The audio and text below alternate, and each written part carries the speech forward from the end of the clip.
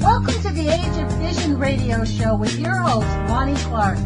We stand together and accept that we now live in a world transformed by Fukushima. From 8 a.m. to 9 a.m. Pacific Standard Time here on UCY.TV radio. We relentlessly engage every ear that listens. We expose and confront the complete lack of accountability for the nuclear industry. Consider social engineering programs who view our bodies, minds, and souls as assets on a balance sheet. We discuss vital current issues, interview activists, and engage our audience in an effort to allow all voices to be heard. The Age of Vision radio show creates a venue that all will choose. We encourage our listeners to reclaim their power and their courage to take action and save our planet from the ravages of greed and indifference. Our actions matter. Every voice matters. We remind our listeners that happiness is resistance.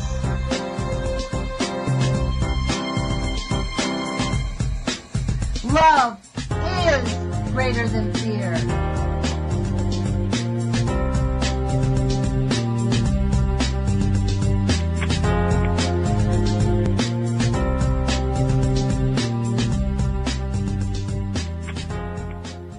Good morning, UCY.TV listeners, as well as YouTube listeners. My name is Jerome, and I am the Sane Environmentalist. Today we have an extra special treat. My niece, Ms. Leah Gist, who is an artist and a beautiful young mind, is on with us, and I just wanted to talk to her, try to get a feeling about some of the what the younger generation is going through right now. What's in their mind? How do they feel about all this and everything that's going on? So, Leah, thank you so much for joining us.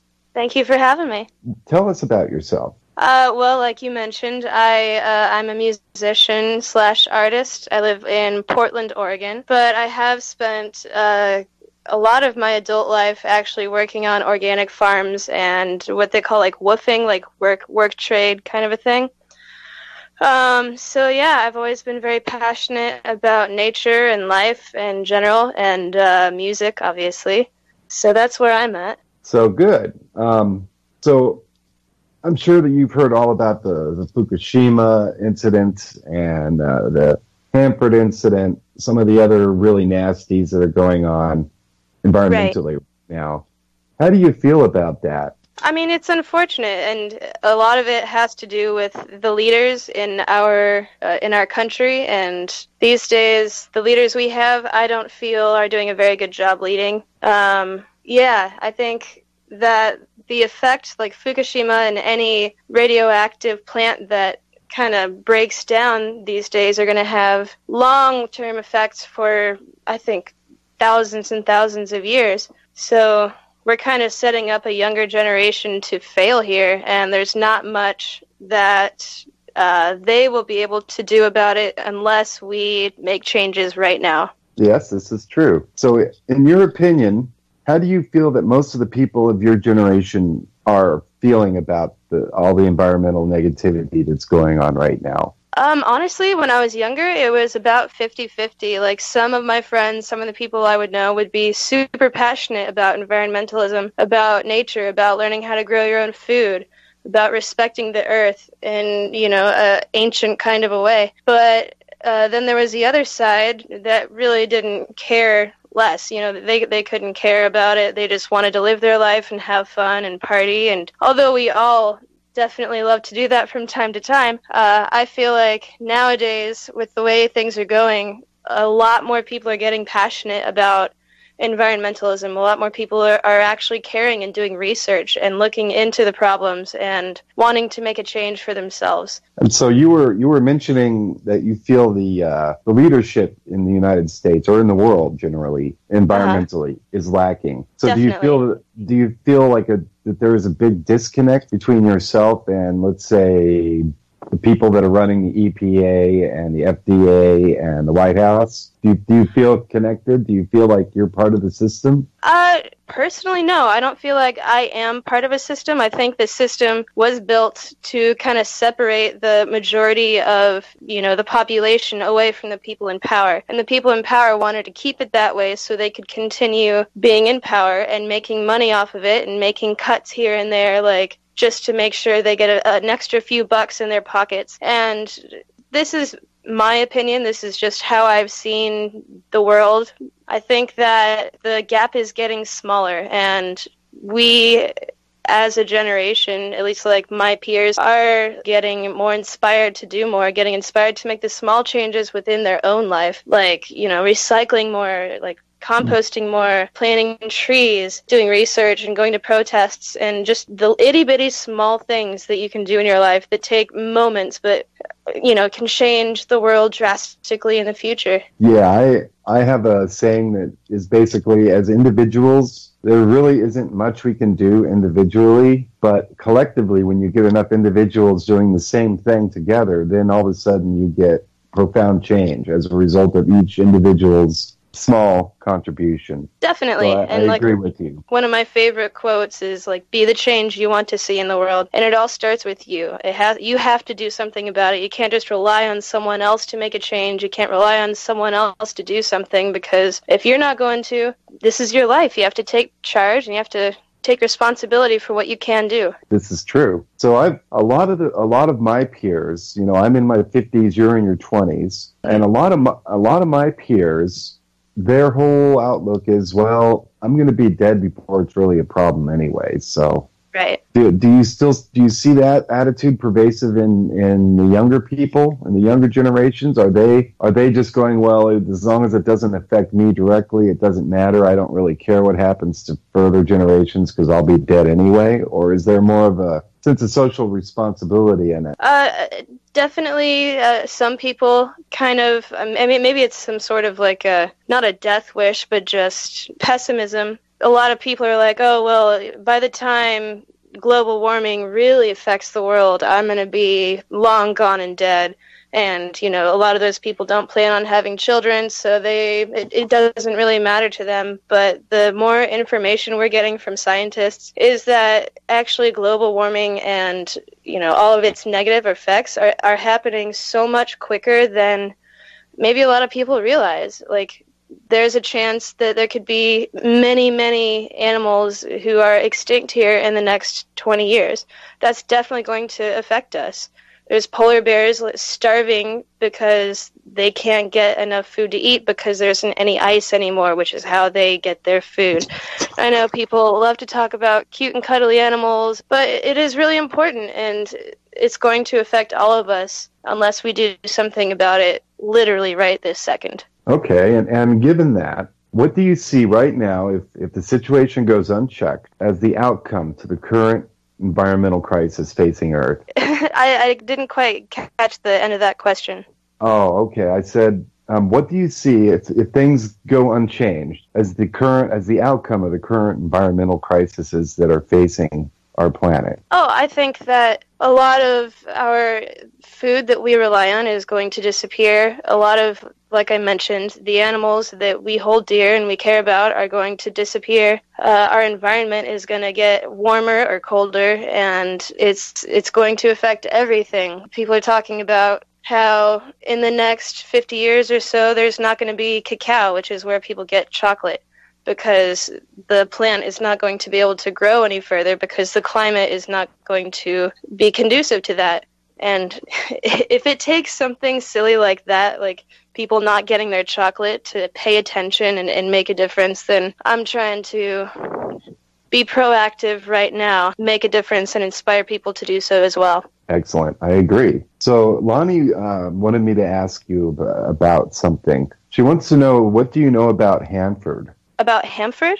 Yes. Tell me what you know about Hanford. If you don't I'm know not anything, sure if that's cool. I do know anything about it, but please tell me. Well, the Hanford site was the site where they manufactured quite a bit of the plutonium and the plutonium triggers for nuclear bombs. And it's in Washington State. And it's a gigantic, polluted, huge mess. I don't know if you heard about a tunnel collapsing and there was radioactivity. Yes, this does sound familiar now. Yeah, it sounds vaguely familiar. I don't know a whole lot about it. Unfortunately, like one of the backsides about my generation is we do get a lot of our information from Facebook or other social media sites. I haven't seen a whole lot about that, unfortunately. Well, and that's okay because that's basically what the big boys in charge want. They would rather have the younger generation all wrought up about selfies and on Facebook, etc. Definitely. And so as long as you guys are distracted by that, then things like Hanford can go on. Right. And you will remain blissfully unaware and therefore unable to do anything about it. Right. You know, and another thing Lonnie said, yeah, absolutely it is. She wants to know, do you know that microbes are the answer to reversing nuclear and chemical pollution? These are things microbes that or like mycelium? I'm not sure. She said you can pour microbes in your garden and your peer's garden, and they absorb poisons. Right. And she mentions they did over 1,000 nuclear bomb tests from 47 to 64. And boy, Lonnie's amazing. You'll have to listen to her show. I'd love to. But she encourages you to look into microbial life as something that will absorb the radiation that is existent now. Yeah, I mean, honestly, that doesn't surprise me, and it's really fascinating to me. But it also reminds me of like mycelium, which is like fungal things. But Paul Stamets came up with a brilliant idea for the oil spills to help clean up oil spills. Is there's a certain kind of mycelium that would absorb it and turn it into a natural substance. So that's the thing. There's so many options out there, like these microbes and like this mycelium that would undo all of these negative effects that big companies and just society in general have done to the world. But you don't hear about that as much because it's not as cute as a puppy video or someone's selfie or a picture of someone's food or, political drama. Yes. Yeah, you know what somebody said that one of the signs of the end stages of a society is that they start turning their food into theater. Cooking shows in particular. Yeah. Yeah.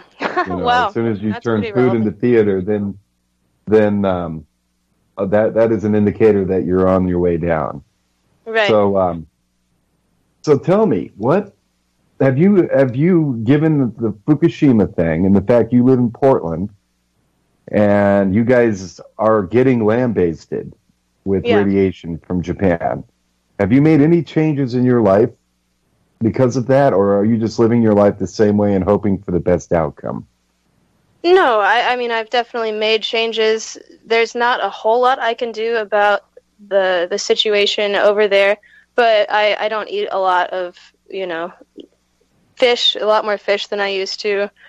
I'm just more inspired and intrigued to look into current events like that and learn about radioactive facilities around the country and, how often there is a disaster and how often people keep it quiet and how it can affect everything around it for, hundreds of miles. It's been something that I've been fascinated by. Yes. So that's good that you're not eating fish. That is... That's one thing I tell everybody: don't eat fish. I don't care where it comes from, because there's, as you mentioned, extinction, animal extinctions, and we are right now in the midst of the largest animal extinction in 265 million years. Right. Or 65 million years. I'm not sure which, but since basically the dinosaurs all died off, because of Yeah, that. yeah. We are experiencing more extinctions now than they did then. Definitely. Yeah, you put more eloquently what I was trying to touch on earlier. I should have done more research. Well, you're fine. You know, what I want from you is candid, rehearsed answers. You know, I want to know where your brain is, and I want to know where you think your peers' brains are, because in my opinion, you know, in a way, telling people my age about all this stuff, it's kind of preaching to the choir, because we can do stuff, but you guys are able to be in on the ground floor. You guys are the future leaders of the environmental agencies and the nuclear agencies, and you guys are going to be the ones that are creating the change that moves us in a different direction. You know, where instead of building one gigantic nuclear power plant, we put 5 solar cells on the roof of every house. Right. And that kind of thing, you know? Definitely. So, and with I'm sorry to interrupt you, but with the technology that we have access to, it's incredible how many amazing inventions and how much information we have at the tip of our fingers. A lot of people have been inspired to make things that will change the world. You know, like there was that kid, I think he was 15 or something like that, but he made this prototype that would help clean the plastic out of the ocean. And it was such a good idea, they started implementing it to have like a test drive to see how effective it would be. But it's just this kid who saw what was going on, came up with a brilliant idea somehow no one else had thought of before, and did something about it. And this is the kind of movement that we're seeing more and more often in my generation, but also in the younger generation, you know, under me. And that's pretty cool, despite all the gnarly things that are going on in the world. There's always got to be a darkness if you want to see any light. Yes, and that's where we are right now. This time of year is the darkest time of the year. It is the resting time of the year. You know, it's when the energies of the earth, just about the time that all the dark lines have moved up and it's all dark, a new light line enters from below. Definitely. So it's a cyclic thing, and we're at the darkest point of the year right now. Right. So, and you mentioned people younger than you, people in their 18, 19, 17s. Any of those people, or are you all pretty much with just 20-somethings? I'm pretty much staying with my age group, and I've honestly always kind of ran with a little bit of an older crowd. But the older I get, the more I'm kind of opening up to the younger kids, especially being in the music scene. You know, you meet a lot of different people from all different walks of life. So in the past 7 or 8 years or so, I've met a lot of really awesome younger people in Portland and, you know, surrounding areas, or even abroad, like in Europe. But I think the majority of the information I get about, you know, 12 to 18-year-olds does come from the internet, does come from, you know, videos and other inspiring stories. Indeed. So, boy, the internet sure has changed things, hasn't it? Oh, yeah, it does. It's a double-edged sword, because it has the ability to inform a lot of people, but it also has the capability to entrap. And it's a fine line trying to meander your way through both of those. Yes, indeed. I agree. Yeah, I've had days where I got stuck in a browser, you know, and didn't get other things done that I should have gotten done because I was busy, you know, looking at whatever on the internet. Yeah. Or down the rabbit hole of YouTube. Yeah, exactly. And end up watching stupid stuff like videos. Yeah, which is fine. You know, it's great to laugh and not take yourself so seriously all the time, but yeah, still gotta think about how the world actually is and not just numb yourself with happy feelings. So then, what are you personally willing to do about this situation? What are you willing to do in order to carry forward the message, perhaps, or what actual physical things are you willing to do to try to circumvent some of the damage that we're facing right now environmentally?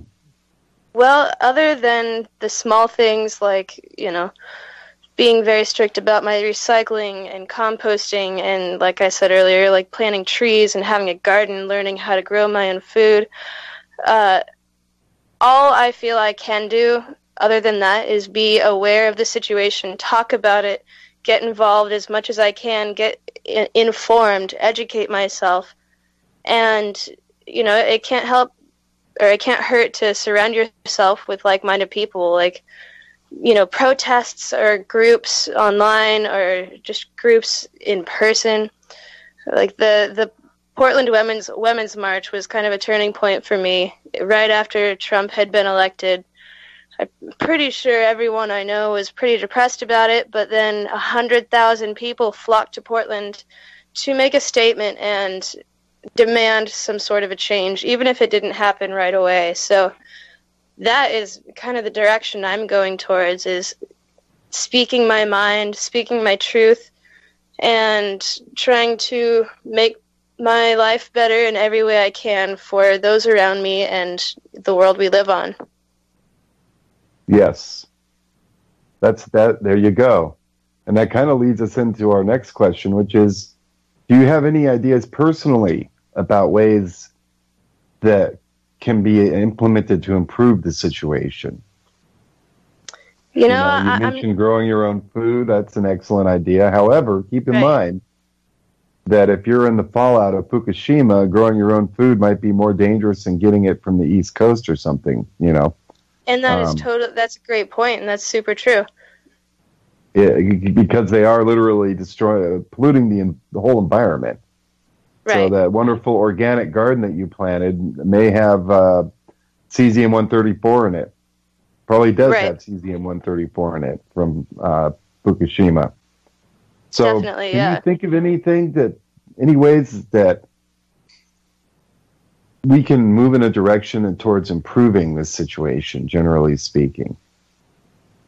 That's kind of a hard question. If I had more time to think about it, I might be able to come up with something a little more clever or interesting. But the only thing that comes to mind is just educating yourself, getting healthier within your own life. If you live on the West Coast and are worried about radiation, look into different natural remedies and natural medicines like ancient Chinese herbs or medicinal mushrooms, like the Chinese medicinal mushrooms, not the other kind. But just educate yourself, inspire those around you, and just don't get stagnant, I suppose. I don't know. That's a trickier question. Try not to lose health, huh? Yeah, definitely. Yeah. So just basically, it's all about, I think it's all about winging it, and as you've mentioned a couple times, educating other people. Right. And doing your research, and I call myself the Sane Environmentalist, and the reason I call myself the Sane Environmentalist is because I try not to just take one angle and run with it. I try to incorporate all the angles that I can find. Right. In order to get a concise, clear, and accurate representation of the situation. Right. For instance, recently I've been doing some work about contrails, or people are calling them chemtrails, and I've noticed here in Arizona, today was a good example of that. They're just, the entire sky was filled with persistent contrails. Right. What's in those things? God only knows. And they blocked out the sun. That's not good. And I kind of feel that it's sort of up to you younger guys to get in there, and you're going to be the ones that are going to be in the positions that are going to allow this to quit happening, I guess you could say. You're going to be the ones that are be in the positions to go, no more, we can't do nuclear plants anymore. We just can't. Like, we're going to do solar farms.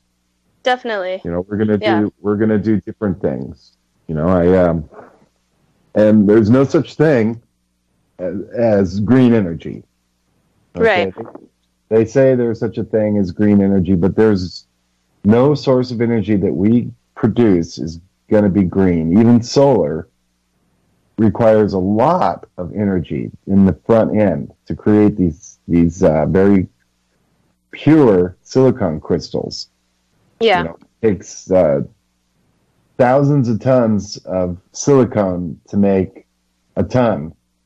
It's like 1% or 0.01% of the silicon that they're able to mine is actually pure enough to be used to make a solar cell. And so they have to do a lot of heating and mining, and it's not green. There's no such thing as green energy.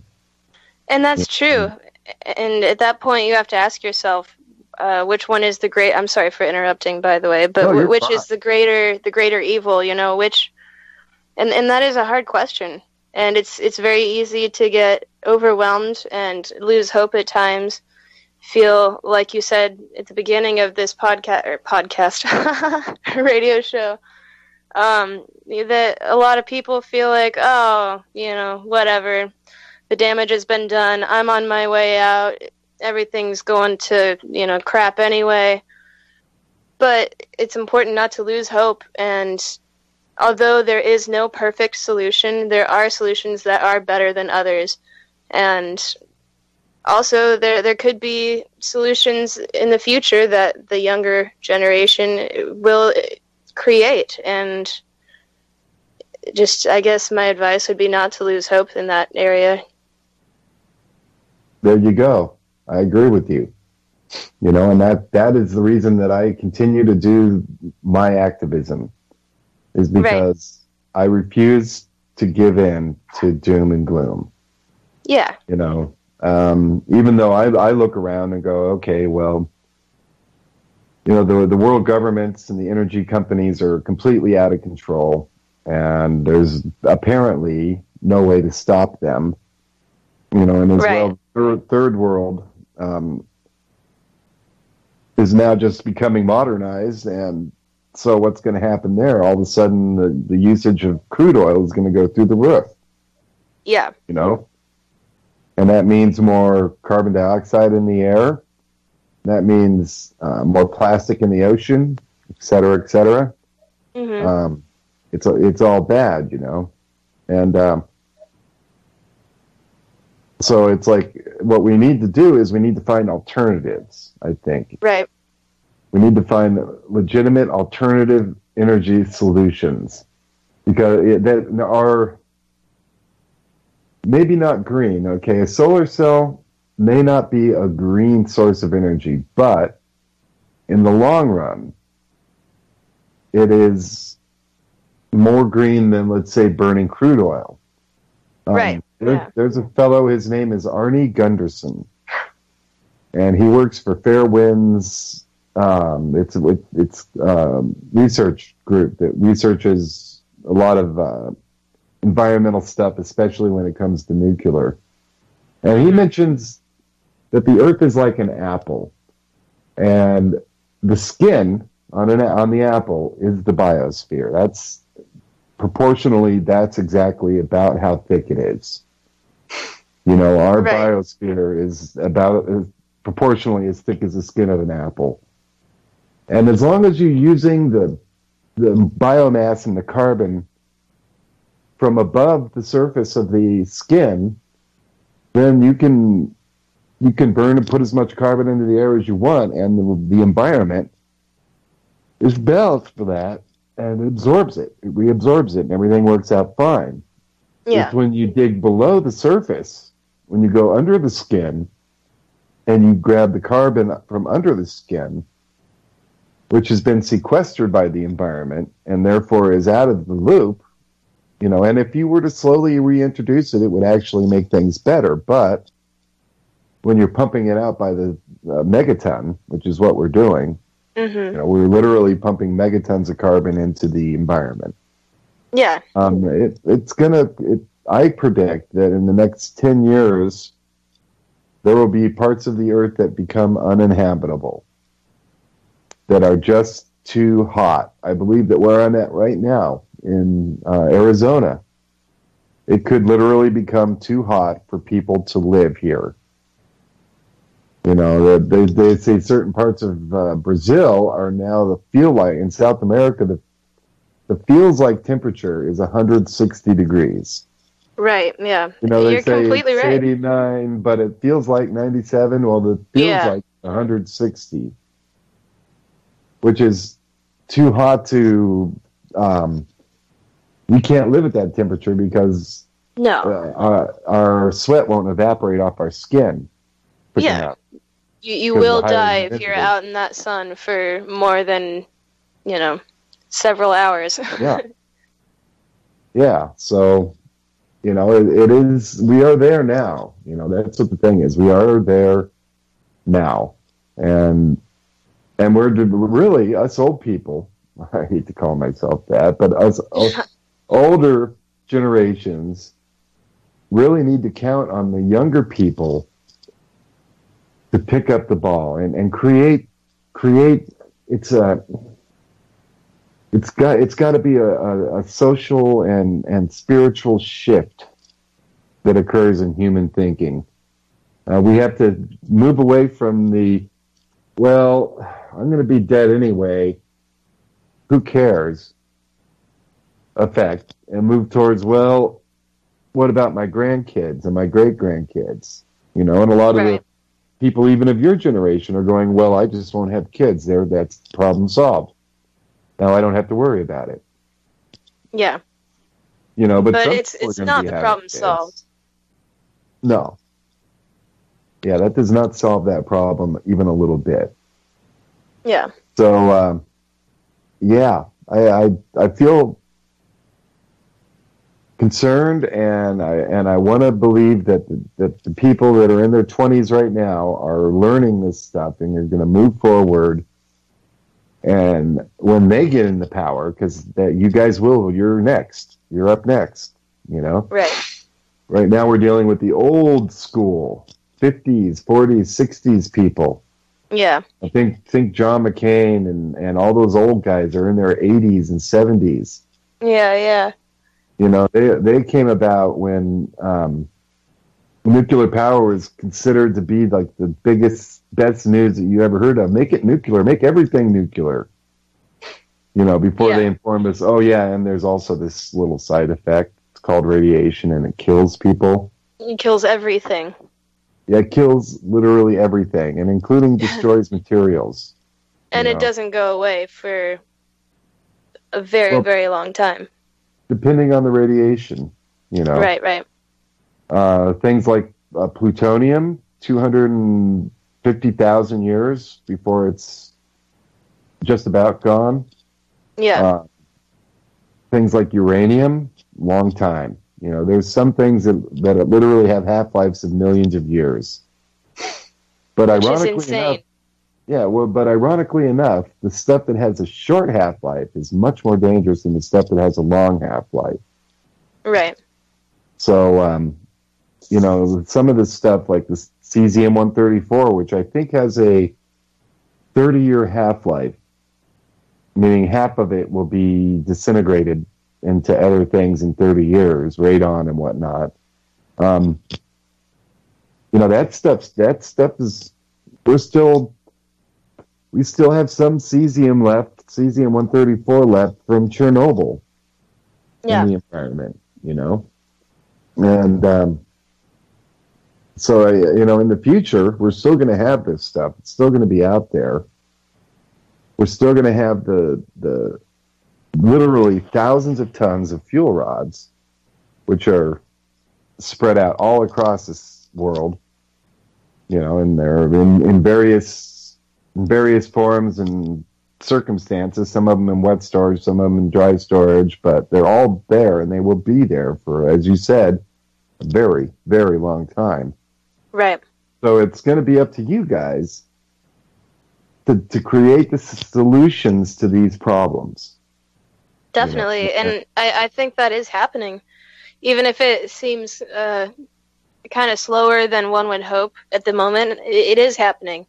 Sometimes it takes a tragic circumstance, like, in my opinion, the way politics are going in America right now. Sometimes it takes an unfortunate circumstance like that to get people involved and inspired and actually start thinking like, hey, well, wait a minute. This is all completely crazy, and there is something I can do about it. And that's pretty cool to see, you know, like, yeah. Yeah, so let's hope for the best there, you know. So, how old are you now? I'm 26. Okay, you're 26. You're older than I thought. Boy, the last time I saw you, I think you were 4? I was itty bitty, yeah. Yeah. Last time I saw you, I think you were 4. And I think it was at your birthday party, and something happened at your birthday party, and you were in your bedroom crying, and I came in there, and I gave you a hug, and I kind of helped you to feel a little better, but... Oh. Yeah. You've I remember when you were just a wee little teeny baby, you would cry and cry and cry, and your mom got so frustrated, and I would go here, and I would grab you, and I would just cuddle you up, and within 5 minutes, you would be asleep in my arms. So, we have always had a special spiritual connection, you and I. Indeed, there's actually a fantastic picture I'll send to you, or I'll show you when you come to the West Coast. But I think you'll get a kick out of it, of you and I. I'm like an infant, but that's for another conversation. Yeah. So I think that's wonderful, and talking to you has brought me hope. It really has. Well, thank you. Basically, you're on the right track. You know, don't eat fish. Do what you can. I encourage you to encourage your peers to become educated about this stuff. You know, not to freak out about it, but so that you can write letters and you can make actions and do things. Right. You know, including with your purchase dollars, you know. That's super. Enough people it's very of your important. generation are like, you know what? I'm not paying electric bills to the electric company. I'm going to spend the $12,000 and get a loan and put solar cells across my whole roof. Now I'm independent from the grid. You know, if 100 people do that, that's a megawatt. That's a huge amount of electricity. You know, and as we lower our demand for nuclear and fossil fuel burn, things that are coming from under the skin of the apple, if we don't participate in the activities that cause that to happen, right? You know, then we can create a change, a groundswell, if you will. You know, wherein everybody, it just becomes a thing you do. You just buy solar panels. You know. Definitely, yeah. You know, and it also, I'm sorry. Go ahead. Go ahead. No. Okay. It also, I think, like, maybe a turnoff for a lot of, like, people my age or even younger, a turnoff might be like, oh, well, that means I have to change my entire lifestyle, and, you know, that means I have to go off the grid, and that's not the case. You can do small things like that, and like things we mentioned earlier, that will make a massive impact on the future if we all work together to do this. You don't have to stop, you know, drinking beer with your friends every Friday night or having a party every once in a while. Like, your youth isn't over, but it does mean that it's time to start thinking about reality and do what you can. There you go. Because as individuals, we really honestly can't do a lot as an individual. You can do some things, But if you get enough individuals concurrently doing the same thing together, then all of a sudden you have an impact. Definitely. So if we get everybody to do just a little bit, then that will improve the situation. For sure. At least we hope. I mean, together we are stronger than any one individual on the face of the planet, and that is a fact. Yes, I agree. And so tell me, how do you feel about the current, and do you feel hopeful at all about the current political situation with the whole Trump mess we got going on, the whole Hillary Clinton mess, and the whole Bernie got it stolen from him mess, and do you feel disconnected? Do you feel your vote counts? Do you feel like you're a part of our democracy? You know, that's an interesting question. I'm not sure if I do feel like I'm a part of the democracy. The more and more I'm learning about politics and things, because it wasn't up until the past 2 years that I even cared about politics. But now, obviously, I do.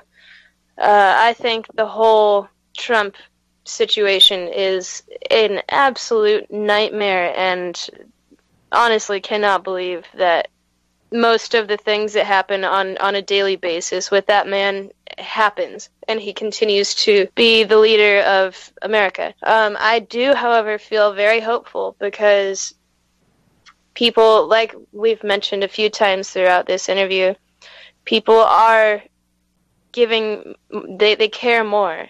People are doing more to go out of their way to, go to protests and learn about politics and pay attention to what's actually going on instead of just letting the wool get pulled over their eyes. So it's a horrible nightmare what's going on, honestly, especially for a young woman in America. And I'm not even going to touch on the fact that immigrants and minorities and so many other people have so much of a harder time than I do. But speaking from my own experience, being a young woman in America, it's an absolute nightmare. But people are caring more, and I think that's awesome to see. And I do have hope for the future. That's good. That's good. It seems like this last election cycle, most people were voting against, like many of the people that voted for Trump, I think, were actually voting against the Democrats because of what they did to Bernie. Right. I myself penciled in Bernie, Yeah. But it's almost as if they've got us, and tell me if you think this is sort of on the money or not. They've created a division amongst the American people, wherein it's red, blue, right, left, liberal, conservative. There's a division. The media and the political parties and the political organizations have created a division wherein we're not united anymore. We're not a united people. We're subdivided. They've got us divided into groups. Definitely. Do you see that? I definitely see that, and I think that's on the money right there. And it's a power tactic. It's a control tactic. Divide and conquer. I hate to compare this to a horrible historical thing that happened in the past, but when I was in Germany, I was talking to an elderly couple, and they witnessed World War II, and they were saying what's going on politically in America right now is terrifying them because they saw this happen before. And I'm not saying that, history is going to repeat itself, and I'm not comparing now to, the Hitler regime, but there are certain similarities that I think are terrifying a lot of older generations that witnessed someone else doing a very similar thing. Yes. And it's not something just to be ignored or forgotten. I think it's very important, and Yes. one of the great things about the internet is younger people can, like I said, inform ourselves and be like, hey, wait a minute.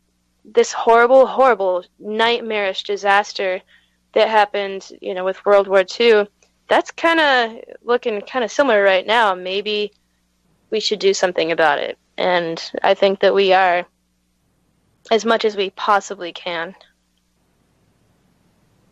Yes. So, tell me, how do you feel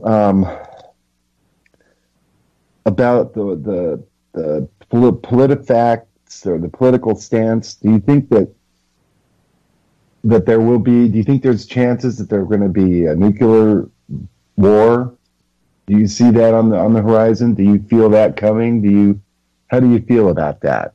Obviously, you disagree with it. But yeah, of course, I disagree with it. I have no idea what the outcome could be.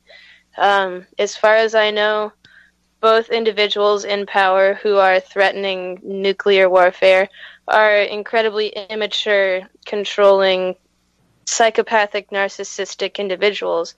So I don't know what the outcome could be. I think I've talked to a lot of different people about it. Some people say, oh, there's no way a nuclear war could happen. That's just not going to happen. Then I've talked to other people who are absolutely terrified, and, it almost makes those individuals some of them, a bit depressed and reclusive, because there seems to be the end of the world approaching.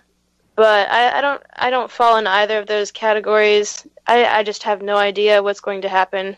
I mean, the only thing I can do is live my life day to day and try to be the best person I can be and move forward and hope for some sort of a change and a hope for the future. Exactly. Because that's what you guys represent. You represent the future of humanity. And the generation that it's currently in its 20-somethings you guys are the there's a shift I noticed, and I'm not going to call it a shift to conservatism because conservative is such a hot button thing. When you hear conservative, you think George Bush or Ronald Reagan. Right. When I think conservative, I mean people who are interested in conserving life, conserving our environment. Got you. So I feel like there's an awakening, if you will, among some of the younger people where they're starting to see, hold it, I keep hearing about all this wonderful nature, and I'm not seeing it, and everything around me is dying, and every day there's a new report about some kind of environmental catastrophe that's occurred. Yeah. And I think that people that are in their teens right now are even more on the cutting edge of that. Definitely. So I think between your generation and the generations after you, as long as us older people give you the correct information that you can move forward with, I think that you'll be able to move forward and help to at least alleviate some of the issues that are going to be on the horizon. If we could figure out an alternative to pumping oil out of the ground for producing electricity. Right. They'd say one 10,000 square mile plot in the middle of Arizona could give us enough solar energy to provide power for the entire country. Yeah, which is a crazy concept. I mean, crazy in a good way. Yeah. And if we continue developing battery technology and get our vehicles running on electricity instead of gasoline, that'll be another bonus. Gasoline Definitely. Is basically gasoline is in a way one of the biggest in-runs around society and around the environment that ever occurred. Because basically the oil companies are producing diesel. Okay, that's where the money is. That's where the power is diesel. And so they distill the diesel, and then they get all this gasoline. And back in the day, they're like, okay, we got this gasoline. It's explosive almost. It's very flammable. but how do you use it? I mean, you can't put it in a diesel engine. You can't really. And so I think it was Henry Ford figured out a way to run an automobile on gasoline. And when that happened, because back in those days, most cars were electrical. A lot of people your age don't realize that the first cars were almost all electric. I did not realize that, but it also doesn't surprise me either. Yeah, the gasoline engine came about as a result of the oil companies having all this gasoline. What are we going to do with it? And somebody figured out an idea, and they did. And so that has hugely contributed to the global carbon mode. I'm going to call it a carbon mode because it's not natural. And if 3 out of every 10 cars on the planet were electric right now, you would have a 30% improvement in overall greenhouse gas emissions, because most of the greenhouse gases come from cars, trucks, and power plants. So if we figure out a way to start using this gigantic solar furnace that we have in the sky for our energy needs, and the wind, and geothermal, wave action, there's just so many different alternatives right now. And so you guys are going to be the ones that are responsible for that. You're going to be the ones that are going to have to step up, I guess, and say, no, I don't want to. I want an electric car. I don't want to be on the grid. Or what I'm going to do is at least put one 250-watt solar panel on my roof so that I can light my house at night from the sun and a battery. Definitely. That kind of thing. Yeah, so, and you're completely right. And I feel that as every day passes, more and more younger people are coming to this realization and desiring to make those changes within their own life. Because the outcome is undeniable, and the outcome, if we do not do that, is also undeniable and will end in absolute turmoil and detriment. Agreed. Absolutely agree with you. And death. Don't forget death. Yeah. Yeah, death, I think, is the biggest part of that for sure. Yeah. And I kind of, in some ways, and I know this may sound rather cynical, but I feel like humanity and its behavior as related to the biosphere of this planet is rather similar to the same thing that a virus does in an organism. Definitely. I've had that realization before, too. Doesn't make you sick. Did you know that? The virus itself does not make you sick. It's the waste products that the virus produces that make you sick. Right. And what happens to your body when you have too many virus waste products in your system? You get a fever. And what does the fever do? The fever burns off a bunch and kills the virus back to the point where its waste products are at a low enough level to where your temperature can come back down. Right. I kind of feel like the Earth is an organism and we are a virus, and our waste products are making the Earth sick, are making the environment sick, and so the temperature is going up in order to kill us back to the point where there's not enough of us to do the damage, to create waste products. And that's really a sad kind of thought. But it is, but it's also, it doesn't have to, we don't have to be the virus. We can be a beneficial bacteria. Like I've heard this example before, the one that you're talking about.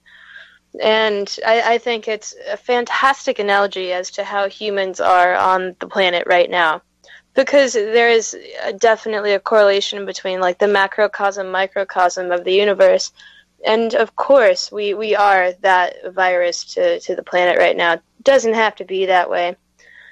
But as of this moment, the majority of humans are definitely not helping things.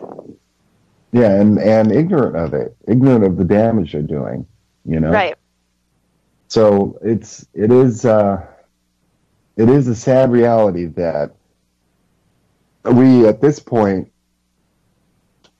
really do need to kind of destroy our environment in order to survive in it. Right. You know, like right now, we are recording this interview most likely with power that came from a fission reaction in a power plant somewhere. Right. You know?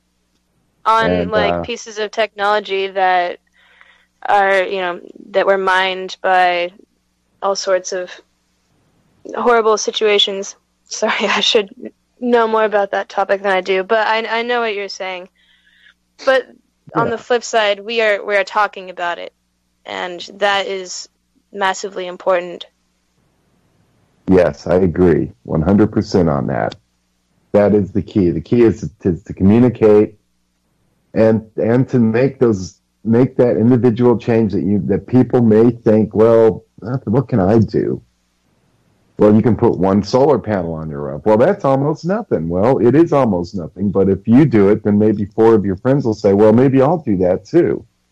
Yeah. So you get free light at night, huh? Yeah, okay. You get to run your stereo on the sun, okay. Whatever it may be, that is the motivation, and that single solar panel, that's 250 watts that the power company's not putting out. Right. So it's not morally dubious power. It is power that is from, even though the solar cells have to be dug up out of the ground, once they're dug up, they're harvesting energy that's coming from above the skin of the apple. Right. So in everything that we do, we need to think about it like that. Are we using from below the skin or above the skin? If we're using stuff that has to be dug out of the ground, well, then that's gonna cause harm. That's just the bottom line. Definitely. And in cases like, let's say, a wind turbine or a solar farm, it's going to take a ton of energy to create, but if it has a long enough lifetime, it will make up for that and then start producing a net gain, to the carbon cycle. Right. It will reduce some of the carbon that would have been emitted. But there again, it's like, well, tell the people in Pakistan, India, Iran, Iraq, who are just now getting electricity. Lots of little villages there that are just now getting electricity, and they think that's great. And the internet, and phones and televisions and, all the things that we in the United States take for granted. Most of the world doesn't have those as readily available as we do. Most of the civilized Western world does, but if you go, there's large parts of China where people are really living back. Or just more simply, maybe more harmoniously with the earth in a way. I wouldn't necessarily call it backwards, except for technologically advanced, but I know what you mean. And those people, you give them the opportunity to use a cell phone and watch Netflix and YouTube, and they're going to want that, and they're going to plug in. They're going to plug into the wall. They're not going to care where the power comes from. To them, it's like magic. Yeah. Just like it was to us back in the 30s, 40s, and 50s. Totally. I've been watching some of the old Western electric videos from the 50s and 60s, where they're talking about the modern telephone system. Yeah. Where you're going to be able to have they basically predicted the internet and everything back in the 40s and 50s. You look back now at what they thought things would be like, where to buy something, they wouldn't be online. You go to a store site and then they have this TV camera and they show you a dress and say, well, do you have that in another color? And they show you to in another color, and then you give them your credit card number over the phone, and they had no idea that it would go so far beyond that. So maybe things will go farther beyond than we envision today, and the solutions will be bigger than we hope they'll be. I definitely think so. I definitely think so, and maybe it's just a hope